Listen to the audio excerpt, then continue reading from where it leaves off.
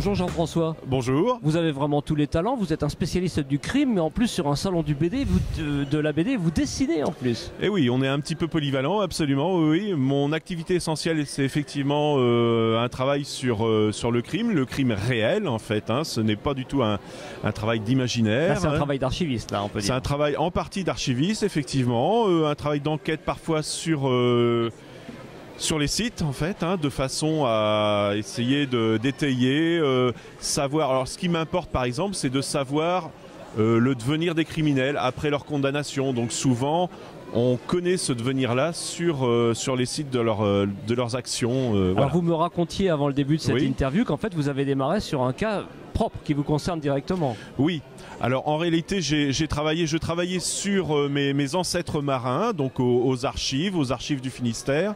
Et à cette occasion, en fait, j'ai été contacté par le responsable des éditions de Boré, qui avait en charge la collection Les Grandes Affaires Criminelles, hein, qui est donc une des collections en France de ce qu'on appelle le true crime, c'est-à-dire le crime réel, hein, finalement. Il y a une longue tradition hein, qui part de Bouchardon, par exemple, hein, Pierre Bouchardon, d'un certain nombre de commissaires, le commissaire Guillaume, etc., qui ont raconté dans leur mémoire les différentes affaires qu'ils ont traitées.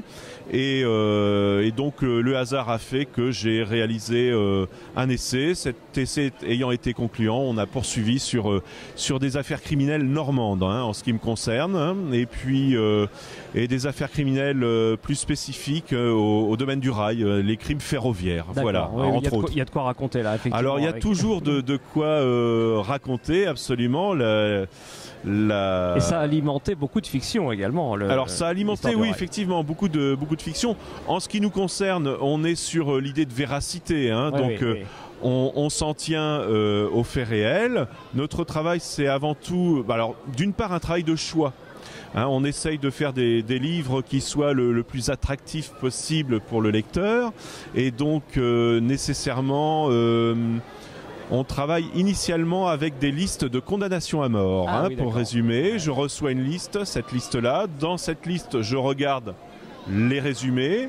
J'essaye de faire en sorte qu'il n'y ait pas de doublons, hein, de façon à ce que le lecteur ait un plaisir narratif, hein, tout simplement. Et puis et ensuite je vais travailler donc aux archives, dans les archives départementales pour l'essentiel. Dans ces archives, je travaille avec soit les dossiers directement quand on en a l'occasion, ou la presse de l'époque, hein, voilà.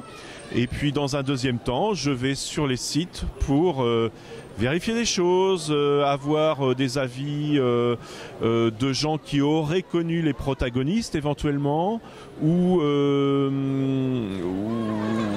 des témoins directs, etc. C'est une véritable enquête que vous menez. Alors parfois il y a réellement des enquêtes, oui, effectivement.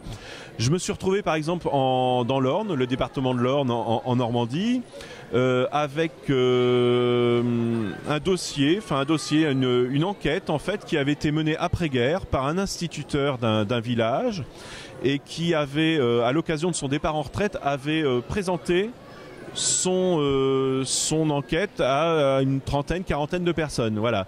Je suis parti de ce document-là. Et c'est sur une affaire de la Libération de 44, de l'été 44 en fait, hein, qui impliquait un haut personnage de l'État gaulliste en fait, hein, qui était le monsieur Afrique du général de Gaulle.